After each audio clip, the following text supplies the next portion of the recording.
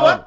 అవును నేను చాలా వరకు కూడా సార్ వీడియో చాలా వరకు ఆయన మాట వాడచ్చా సార్ ఆయన మాట్లాడినటువంటి సార్ ఎలా ఇప్పుడు సపోర్ట్ చేస్తాడు జగన్మోహన్ రెడ్డి ఈ మోసానికి ఇష్టపడని ఆయన అంటున్నాడు అనంతపురం మొత్తం కదిలి వెళ్ళిందంట బెటాలియన్ మీ యొక్క ఒకరేమో ఒక బ్యాచ్ ఏమో నేరాలు తీయడానికి ఒక బ్యాచ్ ఉంటే వాళ్ళని న్యాయస్థానం నుంచి కాపాడనుకోవటం మరో బ్యాచ్ తయారు చేసావు. నువ్వేం చేసావు ఈ సమాజంలో మంచి పని? నువ్వు పార్టీ పెట్టి నువ్వేం చేసావు ఈ సమాజంలో? 2 బ్యాచ్లు తయారు చేసుకున్నావు. ఒకటి డకాయిటీ బ్యాచ్, వాళ్ళని కాపాడడానికి ఒక లీగల్ బ్యాచ్, ఒక లీగల్ టీం పెట్టుకున్నావు.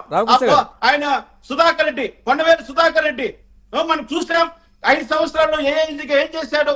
కోర్టుల్లో ప్రెస్ మీట్ లో మాట్లాడుతున్నారు కదా సార్, జగన్మోహన్ రెడ్డికి సల్యూట్ చేయాలి వాళ్ళ శ్రేణులు అని చెప్తా ఉన్నారు. ఎందుకంటే పెద్ద పెద్ద లాయర్లను అడ్వకేట్లను పెట్టేసి అందరికి ఇప్పించారంట.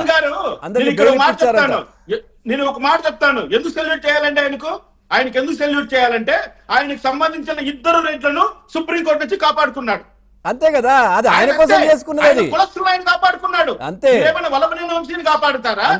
ఈరోజు కోసాని కృష్ణమూర్తిని కాపాడుతున్నారా? కంబవాళ్ళని మీరు కంబవాళ్ళ మీద ఎంత కక్ష పెట్టారో, కమ్మవాళ్ళ పైన ఎంత విషం చల్లారో మేము చూసాం. నేను కమ్మవాళ్ళని కాకపోయినప్పుడు కూడా వాళ్ళ మంచితనం నాకు తెలుసు, వాళ్ళు ఎలా సమాజానికి ఉపయోగపడతారో నాకు తెలుసు, వాళ్ళు ఈ సమాజం కోసం ఎంత త్యాగం చేశారో నాకు తెలుసు. మీరేం చేశారు? మా రాయలసీమలో రక్తం పారించారు, రకరకాల జనాలను నాశనం చేశారు, ఊర్లు తుడిచిపెట్టుకుపోయాయి, వంశాలు నాశనమైపోయాయి. వాళ్ళు నాగలికాయ చేతబట్టారు, కమ్మవాళ్ళు భూము తిన్నారు, సాగు చేశారు, పంట పెట్టారు, వ్యాపారాలు చేశారు, దేశాలకు వెళ్ళారు, డబ్బు సంపాదించారు, మనకు పంపించారు, మనం ఇక్కడ కూర్చొని తింటున్నాం. అటువంటి కమ్మ సామాజిక వర్గం పైన నువ్వు ఈ రోజు వీళ్ళిద్దరిని బలిపశువులు చేస్తున్నావు.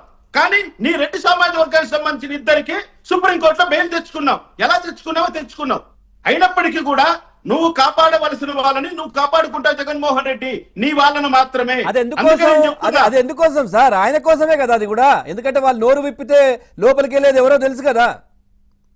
ఆయనకు నోరు ఇప్పకుండా ఇట్లా ఆడవాళ్లతో మాట్లాడి మేముండామని దొంగ మాటలు చెప్పి లేనిపోని ఆశలు చూపించి అలా వాళ్ళని మేనేజ్ చేసుకుని రావడం ఆయనకు అలవాటైపోయింది. మన వల్లభనేని వంశీ గారి భార్యను పక్కన పెట్టుకుని ఏం మాట్లాడుతున్నాడు? ఆయన అందగాడట, శోభన్ బాబట, చంద్రబాబు నాయుడు కంటే అందగాడంట, లోకేష్ గారి కంటే అందగాడంట. ఆమె ముసు నవ్వులతో ఆమె పక్క నిలబడుకుంది. ఎలా మాట్లాడాలి అలాంటి వాళ్ళు? ఇంకోటి అబ్జర్వ్ చేయలేదు, పిన్నెల్లి రామకృష్ణారెడ్డి జైల్లో ఉన్నప్పుడు బయటకు వచ్చి అవును ఈవీఎం పగలగొడితే తప్పేంటి అని లేనిపోని చెప్పి ఇరికిచ్చేసాడని భయపడ్డారు వాళ్ళు. ఇప్పుడు మొన్న వంశీ వాళ్ళ సతీమణి కూడా ఈయన ఏం మాట్లాడతాడో ఎక్కడ ఇరికిస్తాడో అని భయంగా ఉంది చాలాసేపు.